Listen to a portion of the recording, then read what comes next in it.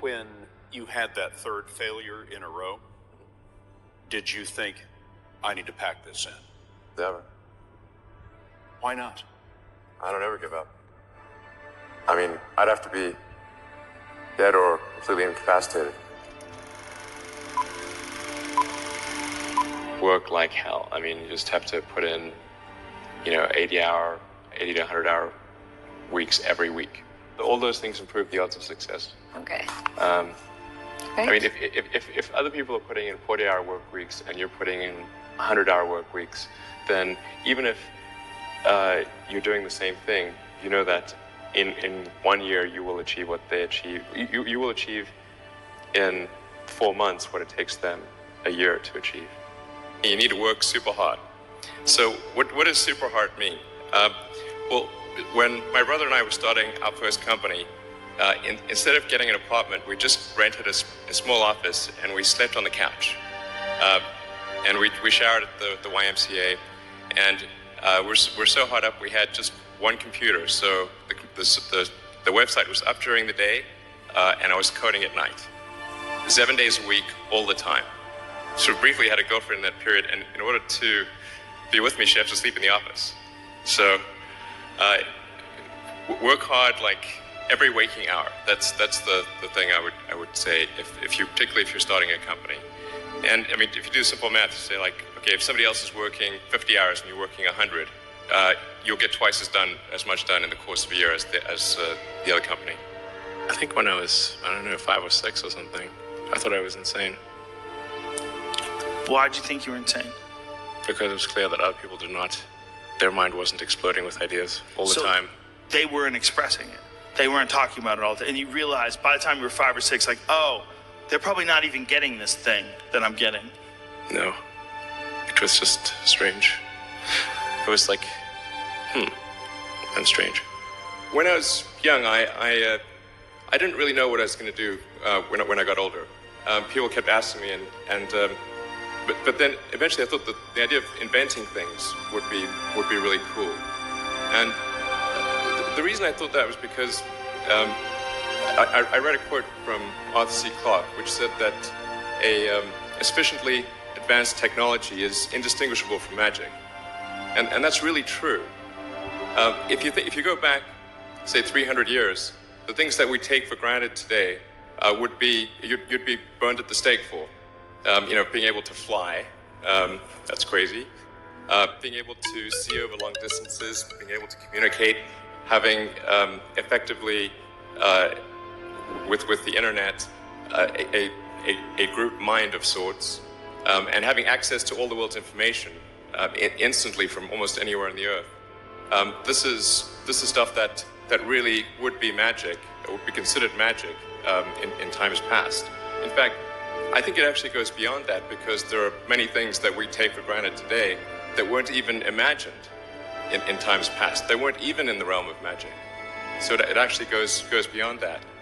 So I thought, well, if I can do some of those things, basically if I can advance technology, then that's like magic, and that would be really cool. You have to apply a lot of hours to actually working. So the way I generally do it is I'll be working at SpaceX on Monday, and then Monday night fly to the Bay Area, spend Tuesday and Wednesday at the Bay Area, then at Tesla, and then fly back on Wednesday night, spend Thursday and Friday at SpaceX. In the last several months, then I would fly back here on a Saturday, and either spend Saturday and Sunday at Tesla, or spend Saturday at Tesla and Sunday at SpaceX. But I was living in the factory in Fremont, and the one in Nevada for 3 years straight. That was my primary residence. I'm not kidding, literally. I actually slept in a couch at one point in a tent on the roof, and then, but for a while there, I was just sleeping under my desk, which is out in the open in the factory, and for an important reason. And it was damn uncomfortable sleeping on that floor. And always, when I woke up, I'd smell like metal dust. But actually, I stopped using the couch because there's a little conference room and a couch there. I stopped using the couch. I just slept on the floor under my desk, so during shift change, the entire team could see me. If they think the sort of their leader is off somewhere having a good time, drinking Mai Tais on a tropical island, which I could definitely have been doing and would much have preferred to do. But the thing is that since the team could see me sleeping on the floor during shift change, they knew I was there. And that made a huge difference. And then they gave it their all. Like, one of the most difficult choices I have ever faced in life was in 2008. I think I had maybe $30 million left, or $30 or $40 million left in 2008. And I had two choices. I could put it all into one company, and then the other company would definitely die, or split it between the two companies. But if I split it between the two companies, then both might die. And when you put your blood, sweat, and tears into creating something, or building something, it's like a child. And so it's like, which one am I going to let one starve to death? I couldn't bring myself to do it, so I split the money between the two. Fortunately, thank goodness, they both came through. Were you a little naive when you thought, I can easily build an electric car and a rocket? I didn't think it would be easy. Like I said, I thought they would probably fail. But creating a company is almost like having a child. So it's sort of like, how do you say your child should not have food? So once you have the company, you have to feed it and nurse it, and take care of it, even if it ruins you. Yeah. Personal brand. It's 90% personal and 10% brand. Most people, when we think of personal brands, we think. But suppose there were some tough times in 2008, end of 2008. How did you get through that period of crisis? Yeah. Can we just break for a second? Sure, of course. Yeah. Well, Tesla really faced a severe threat of death due to the Model 3 production ramp. Essentially, the company was bleeding money like crazy, and just if we didn't solve these problems in a very short period of time, we would die. And it was extremely difficult to solve them. How close to death did you come? Within single-digit weeks. 22 hours a day, or how many I hours? was working 7 days a week, sleeping in the factory. I worked in the paint shop, general assembly, body shop. You ever worry about yourself imploding? Like it's just too much? Absolutely. No one should put this many hours into work. This is not good. People should not work this hard. They should not do this. It's very painful. Painful in what sense? It hurts my brain and my heart. There are American heroes who don't like this idea. Neil Armstrong, Gene Cernan have both testified against commercial spaceflight in the way that you're developing it, and I wonder what you think of that. I was very sad to see that, because those guys are, those guys are heroes of mine, so it's really tough. I wish they would come and visit and see the hardware that we're doing here. And I think that would change their mind. They inspired you to do this, didn't they? Yes. And to see them casting stones in your direction. It's difficult. Did you expect them to cheer you on? So they're hoping they would. Well, for SpaceX, the first 3 launches failed. And we're just barely able to scrape together enough parts and money to do the 4th launch. If that 4th launch had failed, we would have been dead. So multiple failures along the way. I tried very hard to get the right expertise in for SpaceX. I tried hard to find a great chief engineer for the rocket, but the good chief engineers wouldn't join, and the bad ones, well, there was no point in hiring them. So I ended up being chief engineer of the rocket. So if I could have found somebody better, then we would have maybe had less than 3 failures. How did you get the expertise to be the chief technology officer of a rocket ship company? Well, I do have a physics background. That's helpful as a foundation. And then I read a lot of books and talked to a lot of smart people. You're self-taught? Yeah. Well, self-taught, yes, meaning I don't have an aerospace degree. So how did you go about acquiring the knowledge? Well, like I said, I read a lot of books, talked to a lot of people, and have a great team. So many young people actually from across the globe. If you have an advice to them, young people globally who want to be like Elon Musk, what's your advice to them? Advice, I mean, if you want to make progress in things, I think that the best analytical framework for understanding the future is physics. I'd recommend studying the thinking process around physics, like not the equations. I mean, the equations certainly they're helpful, but the way of thinking in physics is it's the best framework for understanding things that are counterintuitive, and always taking the position that you are to some degree wrong, and your goal is to be less wrong over time. If you want to do things like me, you have to learn how to be good at technology. That's so study engineering, physics, that kind of thing. Understand how the world works, and try to be as accurate as possible about that. And then, like I said, to also try to be creative, which means just try to think of things that haven't been done before, but that would probably make the world better.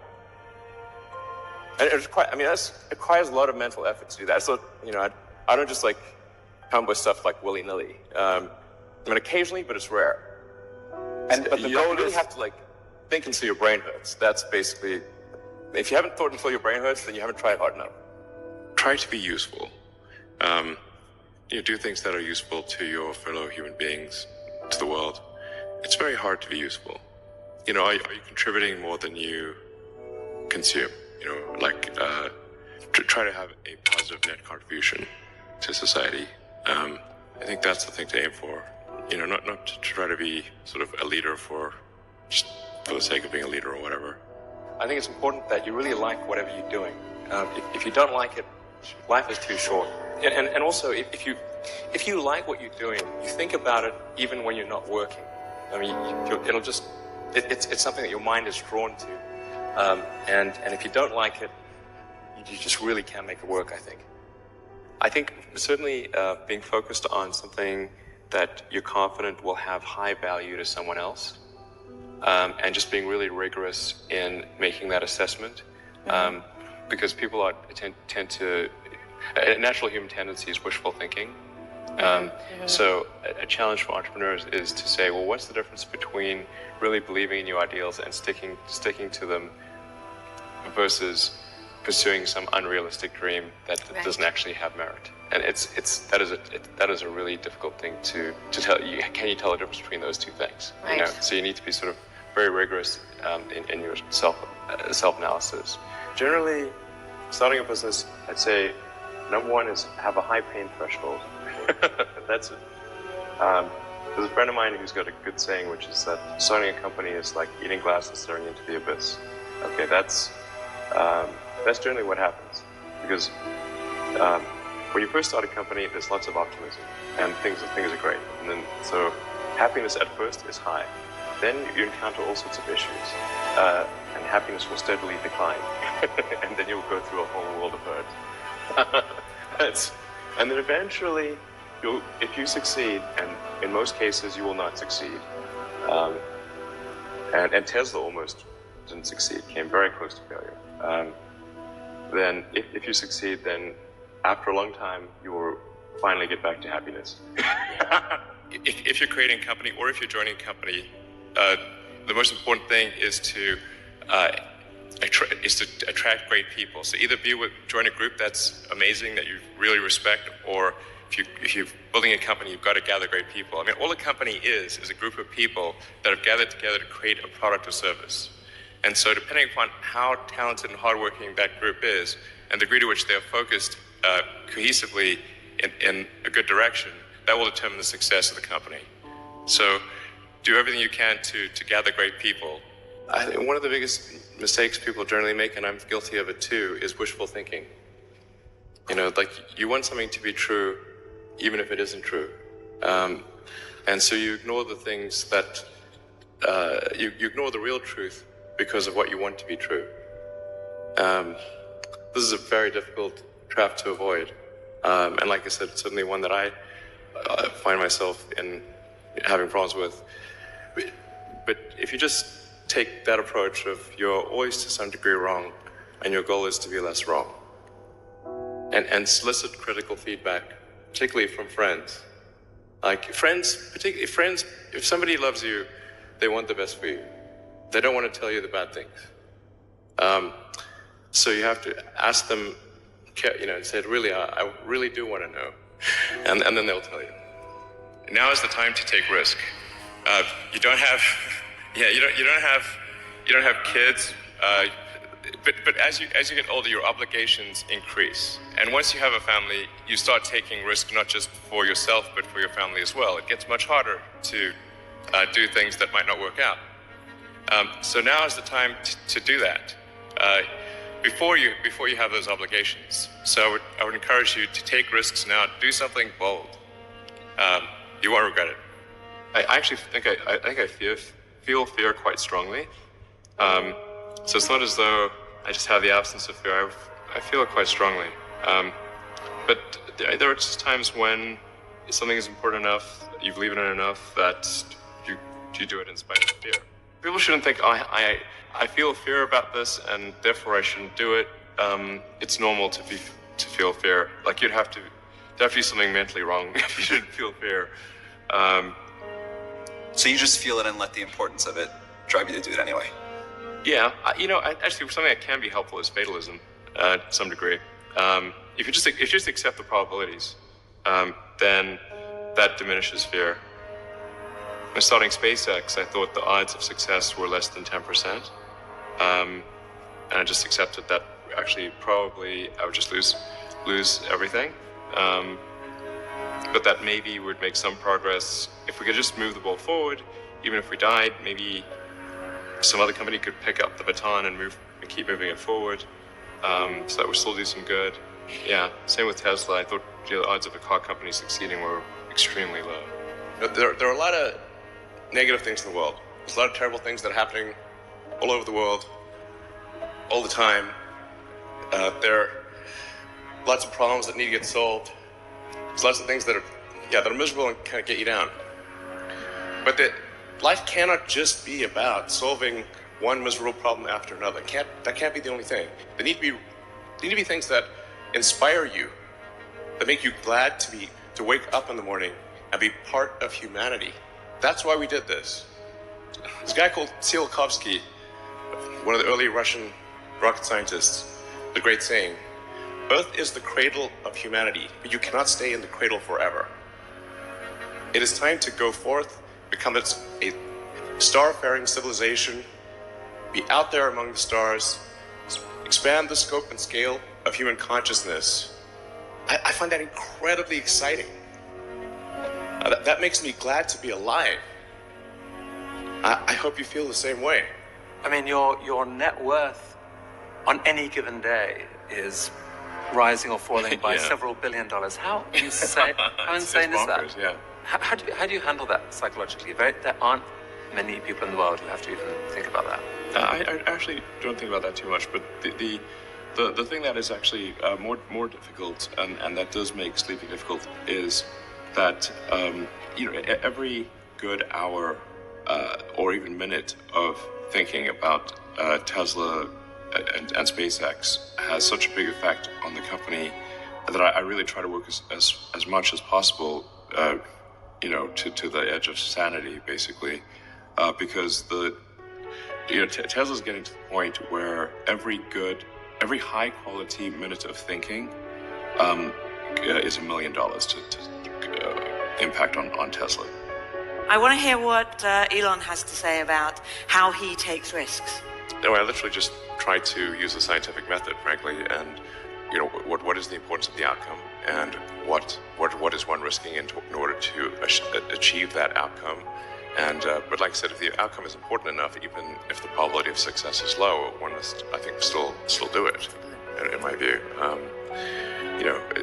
some things are very important, and in order to have a good future, and if we don't do them, well, then we're in big trouble. And so and then how much of a risk really is it? Because if we don't take those actions, we won't have a good future.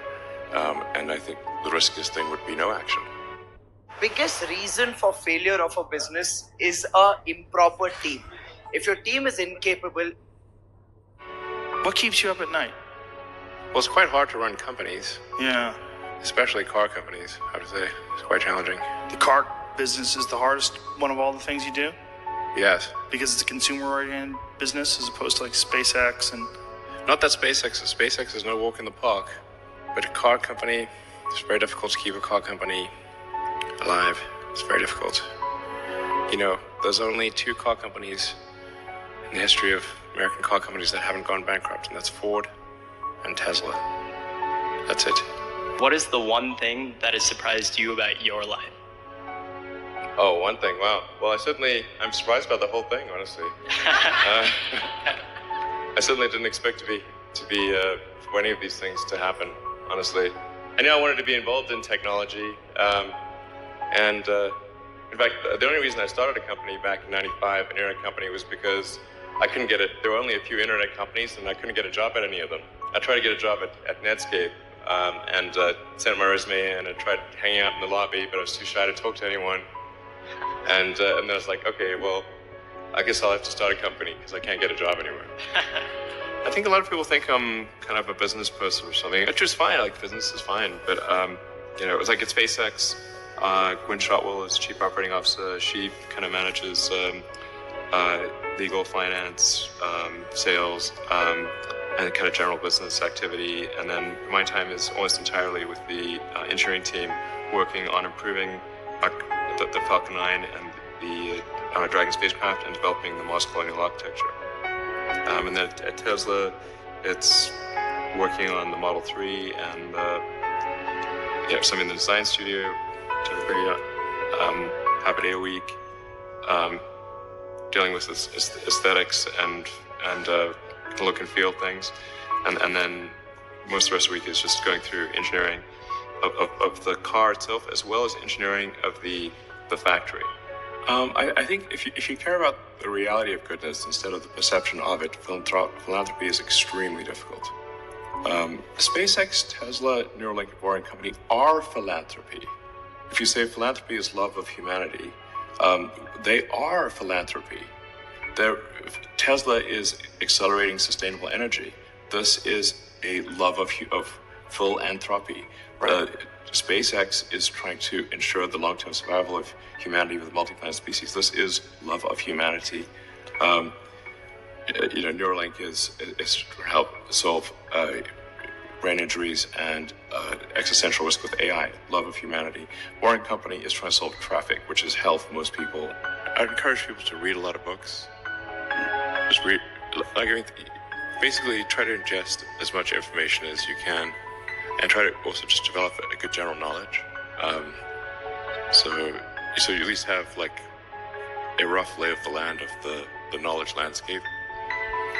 Try to learn a little bit about a lot of things. Because you might not know what you're really interested in. How would you know what you're really interested in if you at least aren't doing a peripheral exploration broadly of the knowledge landscape? And talk to people from different walks of life and different industries and professions and skills and occupations. Just try to learn as much as possible. I don't want to sound like things are too dark, because I think you kind of have to be optimistic about the future. There's no point in being pessimistic. It's just too negative. It doesn't help. It doesn't help, my theory is I'd rather be optimistic and wrong than pessimistic and right. What are the set of things that can be done to make the future better? I think that a future where we are a spacefaring civilization and out there among the stars, this is very exciting. This makes me look forward to the future. This makes me want that future. There need to be things that make you look forward to waking up in the morning. You wake up in the morning, you look forward to the day, forward to the future. In a future where we are a spacefaring civilization and out there among the stars, I think that's very exciting. That is a thing we want. Whereas if you knew we would not be a spacefaring civilization but forever confined to Earth, this would not be a good future. That would be very sad, I think. We got to be excited about the future. We've got to do things that make us want to live. You know, it cannot always be about problems every day. I mean, do you want to wake up every morning and everything's just a problem?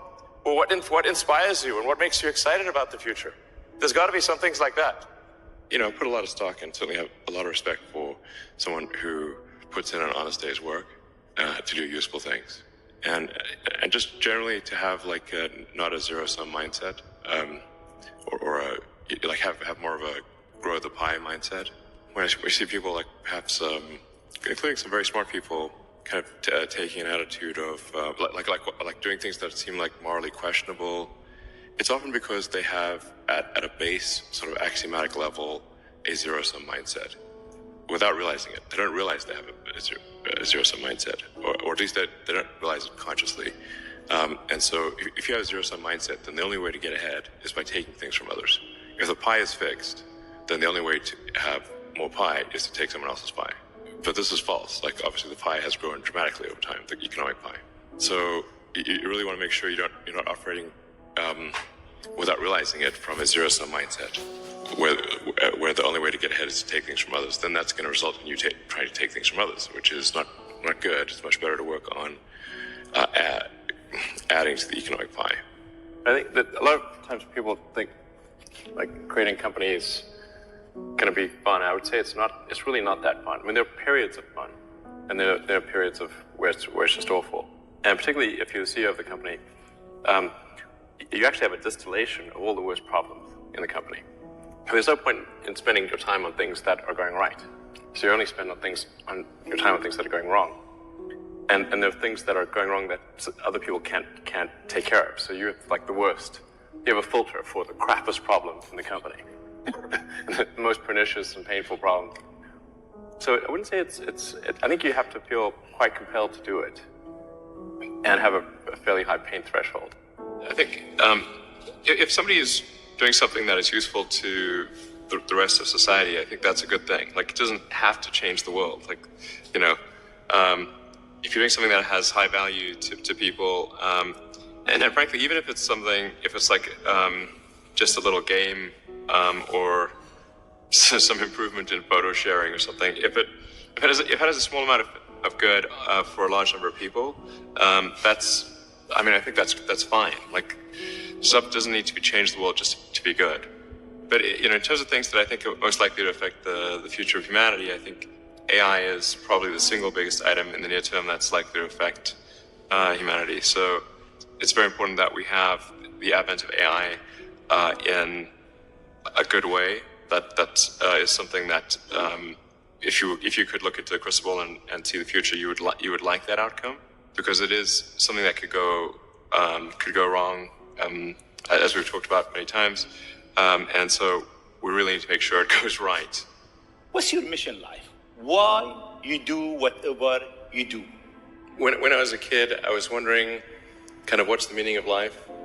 Like, why are we here? What's it all about? And I came to the conclusion that what really matters is trying to understand the right questions to ask. And the more that we can increase the scope and scale of human consciousness, the better we are able to ask these questions. So I think that there's certain things that are necessary to ensure that the future is good. Some of those things are, in the long term, having long-term sustainable transport and sustainable energy generation, and to be a spacefaring civilization, and for humanity to be out there among the stars and be a multi-planetary species. Being a multi-planet species and being out there among the stars is important for the long-term survival of humanity, and that's one reason, kind of like life insurance for life collectively, life as we know it. But then the part that I find personally most motivating is that it creates a sense of adventure, and it makes people excited about the future. Well, I mean, my priority right now is to try to add some more management and strength to Tesla in particular, so that I can take a vacation. In the last 12 years, I've only tried to take a week off twice. The first time I took a week off, the Orbital Sciences rocket exploded, and Richard Branson's rocket exploded in that same week. The second time I took a week off, my rocket exploded. The lesson here is don't take a week off. My goal is like try to do useful things, try to maximize the probability the future is good, make the future exciting, something you look forward to. With Tesla, we're like trying to make things that people love. How many things can you buy that you really love, that really give you joy? So rare, so rare. I wish there were more things. That's what we're trying to do. Just make things that somebody loves. This may sound corny, but love is the answer. Wouldn't hurt to have more love in the world. I think people should be nicer to each other and give more credit to others, and don't assume that they're mean until you know they're actually mean. It's easy to demonize people. You're usually wrong about it.